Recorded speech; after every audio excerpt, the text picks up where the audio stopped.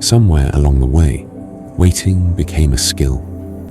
Not patience, not discipline, just lining up.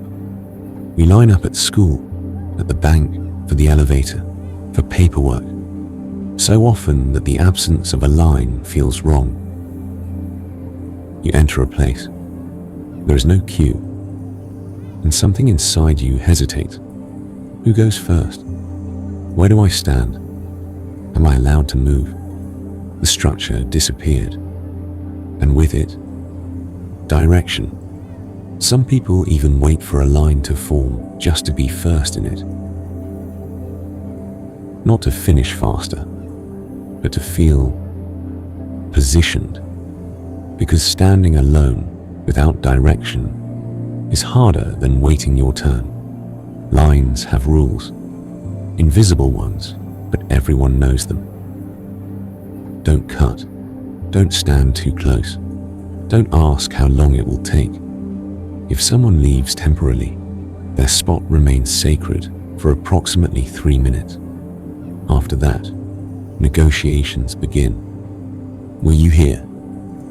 I was just stepping aside. I didn't see you. The line does not judge. It simply absorbs.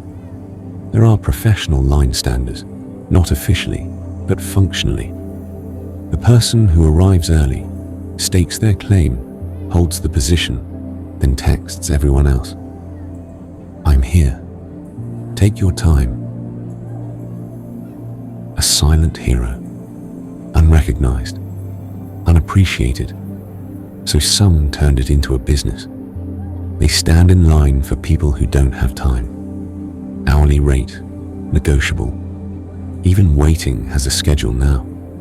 There are also line philosophers, the ones who calculate.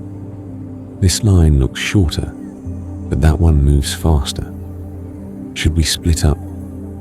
They study the cashiers, the speed, the efficiency, the likelihood of a price check. Then they choose, and immediately the other line moves faster. Always. It is a law, unwritten, universal. The moment you commit to a line, the other one accelerates. Some try to switch midway. They look around, measuring, reconsidering. Then they step out. And the line they left suddenly moves, while the new one stops entirely. At airports, lines have categories: economy, business, first class. Same destination, different speeds. And somehow, watching people board early doesn't feel like efficiency. It feels like reminder that even waiting has hierarchy. At hospitals, lines feel different, heavier, because you're not waiting for service, you're waiting for news, for your turn to be seen, for the moment when your name gets called. And when it finally does, you almost don't want to go, because waiting meant nothing had been decided yet. At government offices, lines have their own ecosystem. There are the prepared ones, documents organized, ready. And there are the others, the ones who arrive and only then ask, "What do I need?" 40 minutes later, they return to the back. There are false lines too, the kind that form for no reason. A man saw a long line once and ran, thinking, "I have to get in before it's too late." He stood there for 2 hours. The line didn't move, not once. Finally, he asked the person in front, "What is this line for?" The man turned, looked at him, and said, "I don't know. I saw people standing, so I joined." He turned to the person in front of him, asked the same question. "No idea. I just got here and saw a line." One by one they asked, all the way to the front, where a man stood leaning against a closed shop door. They tapped his shoulder. "Excuse me.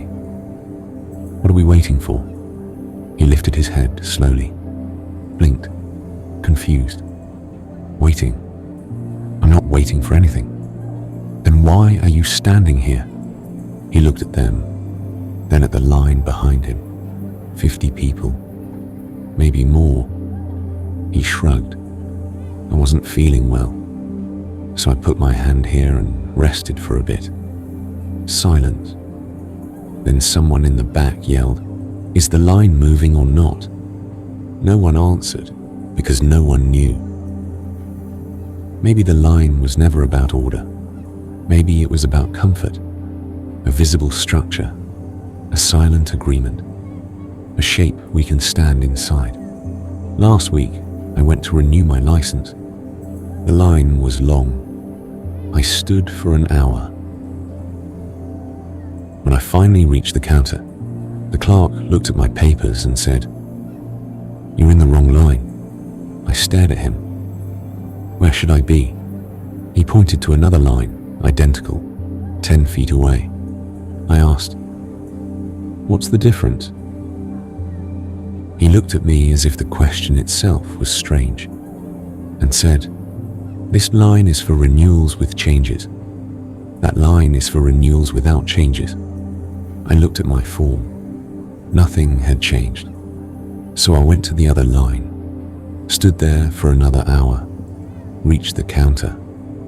The clerk looked at my papers and said, "You filled out the wrong form."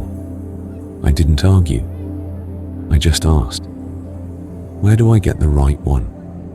She pointed to a small desk beside the entrance, where I had walked past 2 hours ago. I got the form, filled it out, returned to the line. By then, I'd become something else. Not frustrated, not angry, just aligned. I understood my place, my role, my function. I was no longer a person with an appointment. I was part of the line, and the line was eternal.